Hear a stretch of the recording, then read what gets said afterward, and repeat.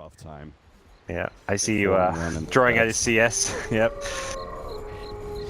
It's not fun for him. Hesta Joe going to be gone on once again here. They will couple up here to be able to get a nice double heal bomb onto Hesta Joe. Adam doing some good blocking, trying to set this up for a potential dive. They feel like it's good enough. They'll dive the tower into Hesta Joe. The last shot is not going to be enough. My God. I thought for sure Underlord was dead, but the tanky beast survives through all of that, and they have a shrine to be able to use as well. Good, yeah, he saved the stick charges until Fata was fully committed at the last second, and luckily for Fata, Ryze had no mana. He had been using it all through jungle. If he had Frostbite, he was on like 80 mana, that's a dead Weaver, so very close to turning it around for C9.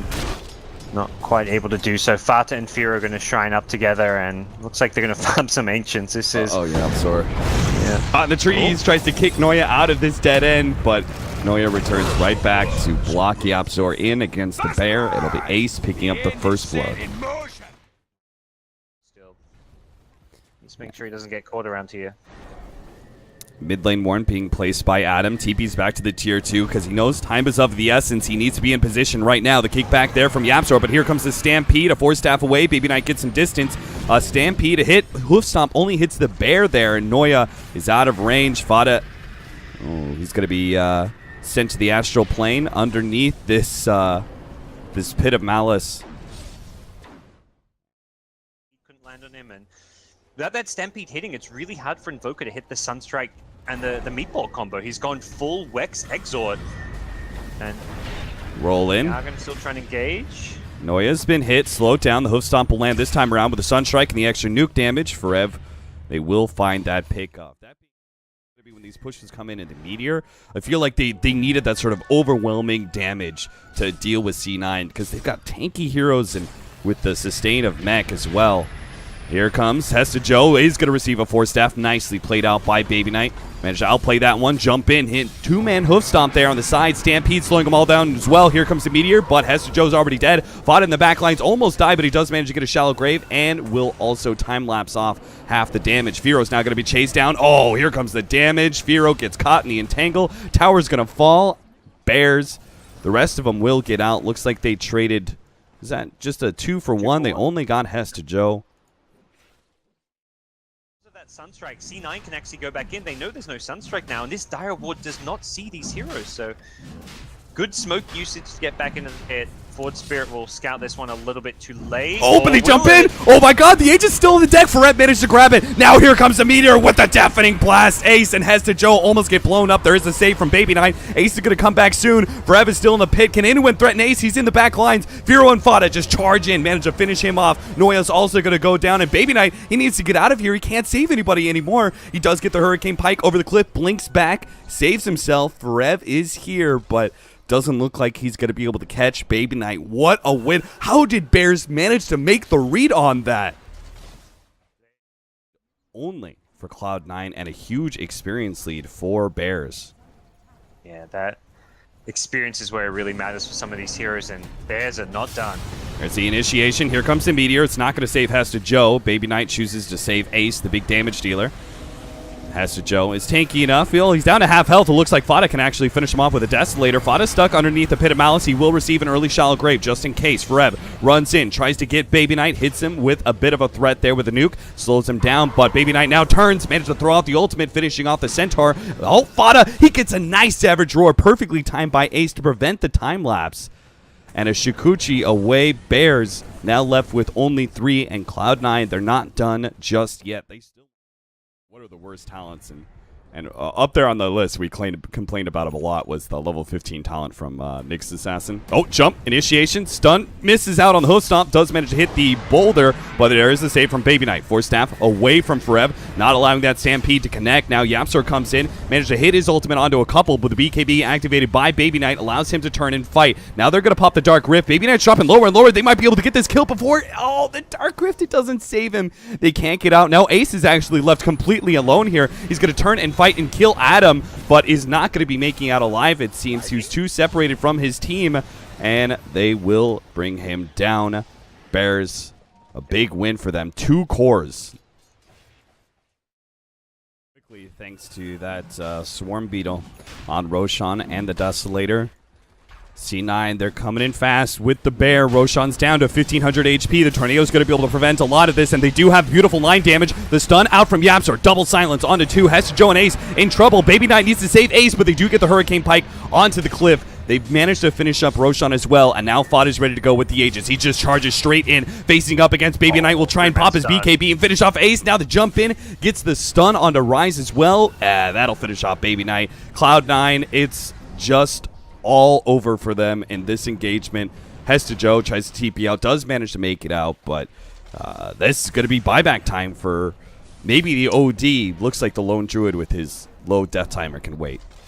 Yeah, that was the perfect lineup possible. Coming down that ramp for the Tornado, Earth Spirit Suns and everything.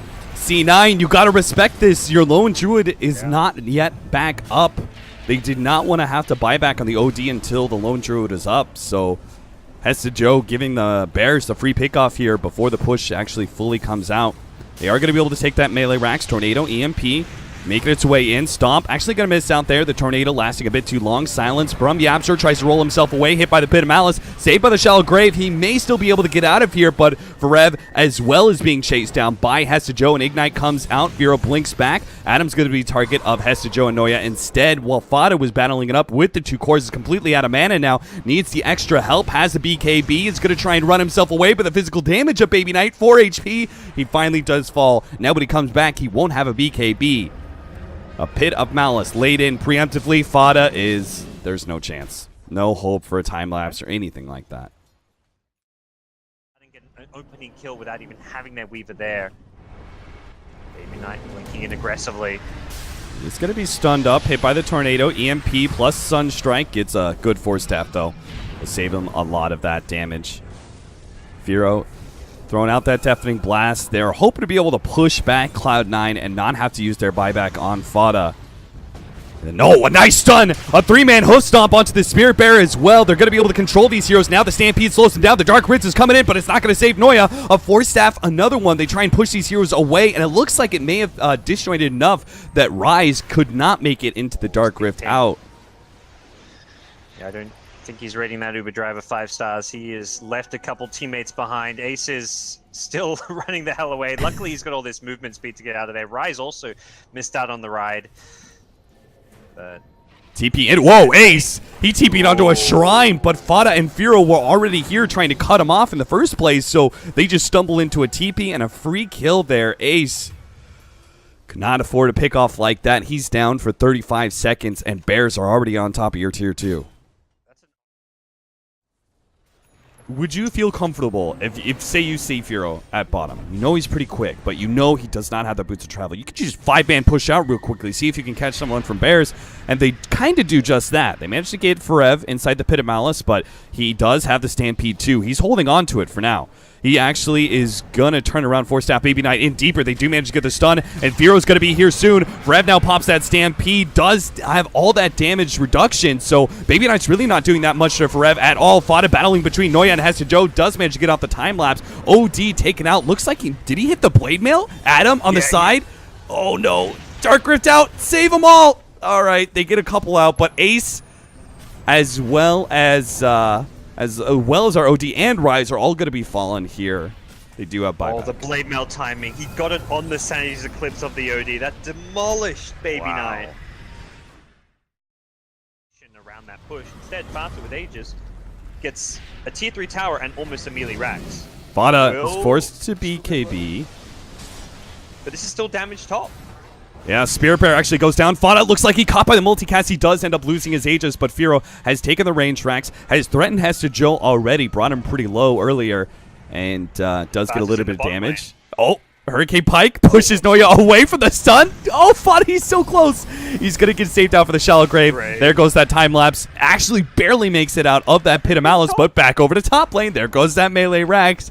To and fro. Ferev now jumps in as well. He's going to join in on the pushing action. Nice 2-man hoof stomp. Trying to finish up those range Raxes with the Forge Spirits. Pops his Blade Mail. Baby Knight can't target him anymore. Back to bottom lane where Feero comes in with a big Meteor Blast. Hits Noya back into it with the Deafening Blast. Ferev now, he pops the Stampede. Is going to run over Noya. They managed to catch a couple there with the Pit of Malice, but C9, they need to make this team fight work for them because they're getting picked apart this whole entire time. A buyback there from Noya, but Bears, they can play the patience game here. Sit back and wait.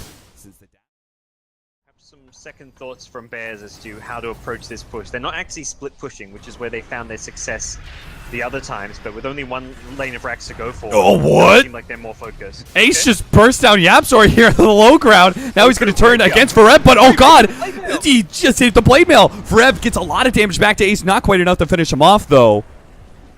Okay, Bears. That rapier came out of nowhere. Turn around, do manage to get a good ice wall onto Hesta Joe. He'll receive a Hurricane Pike. A friendly save from Baby Knight. Now Baby Knight jumps forward here, but doesn't have his BKB activated. So Feero, oh god, they just hit the hoof stomp, but he dies just like that to Fada. It's all up to Ace now with no buyback onto Baby Knight. Ace is going to have to do it all with his Divine Rapier and only 800 HP. A push back there. Noya receives a Hurricane Pike, but here comes the Deafening Blast, and that's it. They catch him. They take that Divine Rapier. It's on the deck. Someone can grab it, but the GGs have already been called by Cloud9. C9, they almost had a 10,000 gold lead with their early pushing, their early 5-manning, but again, Bears show the strength of will, the constitution to be able to survive through all this early game pressure and come out in the mid to late game. Yeah, I mean, the cores just are so good at finding their right timings. I mean, Feero dies once the entire game, Fata only the 2 deaths. Like, these 2 players were just so instrumental in just stalling when they needed to, but just avoiding fights around towers that couldn't be defended. They were